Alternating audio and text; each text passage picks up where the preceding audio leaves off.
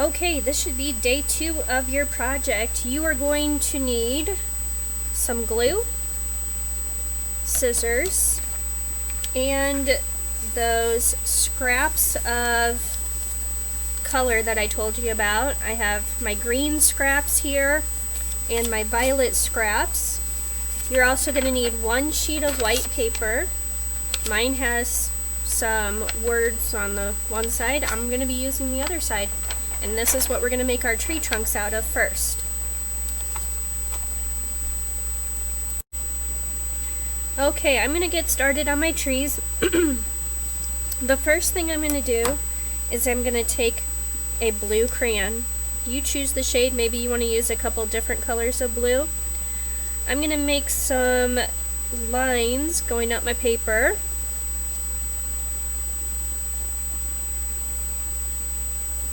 This is going to give our tree trunks just a little bit of shading. I think it's going to make them look just a little bit rounded.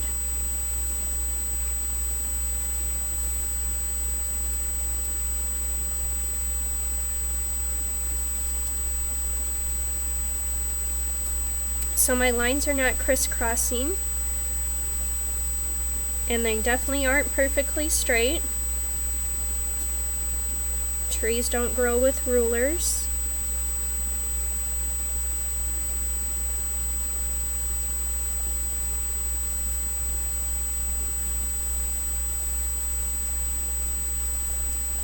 And I think I'm going to blend in just a little bit more blue. I can always cut out some more trees, but I'm going to see if this is enough to get me started here.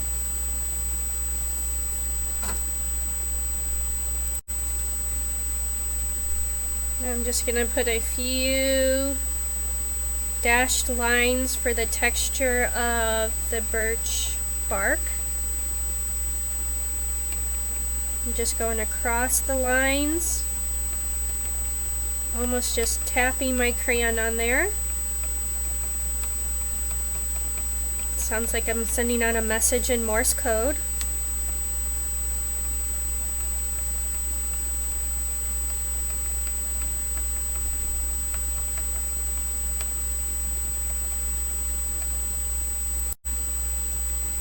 And I am ready to cut. Now this first one here, I'm going to go ahead and cut that off because I don't want a perfectly straight line tree.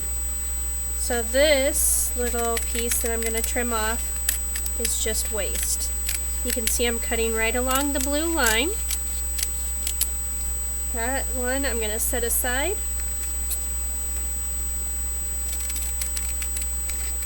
And I'm just going to cut up each of my blue lines. Alright, I have a lot of trees. I'm going to start arranging them on my paper, and I want to do a little bit of overlapping.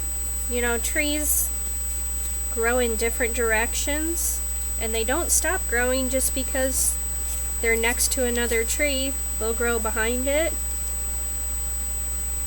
So I want you just to lay your trees on your paper right over top of your background.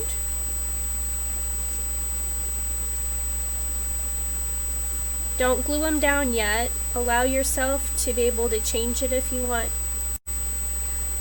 I think this looks pretty good. I didn't even use all of my trees. You can see I have some trees overlapping each other.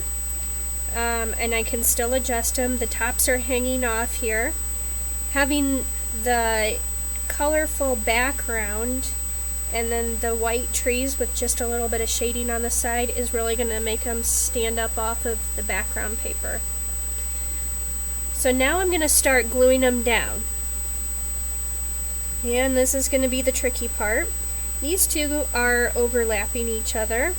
So I'm going to see if I can pick them up both at the same time. That went pretty well.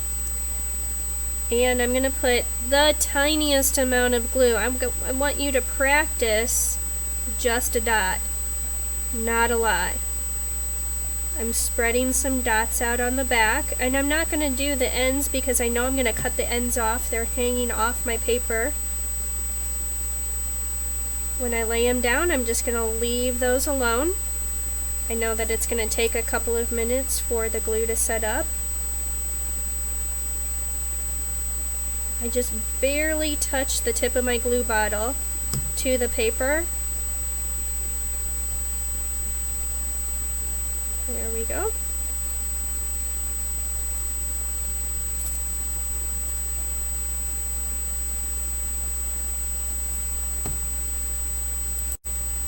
I'm going to allow my glue to dry for a few minutes. While this is drying, I am going to get out my scrap papers. So these are my different colors of green. Here comes the fun part. I'm just going to tear them into the tiny pieces. So find a tearing technique that works for you. And if you tear them, you're going to get all different shapes. So see how small you can tear yours to create your leaves.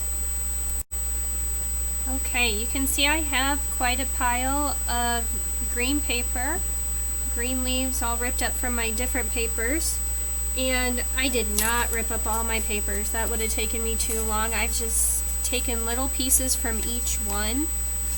So now I'm ready to start gluing them down. So I've taken my glue bottle and I'm not using very much glue at all. So you can either tap the glue on or you can squeeze a little bit of glue on, and then I'm just spreading it around with the tip of my glue bottle, but I was not squeezing any more glue onto the paper. I'm even going to put some of my leaves over top of the next tree, and I'm going to overlap with my leaves also. So it's really not very much glue. Now I'm going to take my green pieces and I want to make sure I have a few different shades of green in there when I'm picking these up. And I have to make sure that they are turned over to the green side. A lot of them were turning over as I was tearing them up. So as I place them down, I'm kind of looking at them and I'm just deciding where I want to put them in my glue. So I have some light green, I have some dark green. I can even overlap my little pieces. I can grab a little bit of glue from my paper and I can overlap. I bet you could even make it kind of three-dimensional with the leaves sticking up a little bit.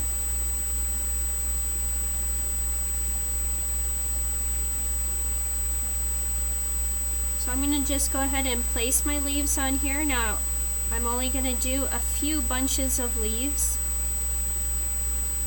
and you're just going to have to be the judge of what you think looks good. This is a good time to go out and look at some trees in your yard. Look at the branches, look at the leaves, how they kind of grow in clumps off of the branches. Go out and make those observations. Alright, I have layered in some green leaves. You can still see a lot of open background here. I liked it when they were not stuck down flat to the paper. I kind of just got one little corner stuck down and that was about it. I'm going to put a few purple leaves or violet leaves over here for kind of like flowers or blossoms. It's also just a nice contrast color for the green. So I'm just going to put a tiny bit of glue in there, and I'm going to place my violet pieces on. And again, I just like doing getting the corner stuck down. I'm even kind of squishing my little torn pieces or scraps a little bit so that they will stand up. I think it's going to give it a nice texture. It makes it a little bit more interesting than if it was completely flat. So I've got violet pieces in each one of these, and I am just about done. I'm going to take my scissors and I'm going to trim off the extra tree trunks right along the top and bottom.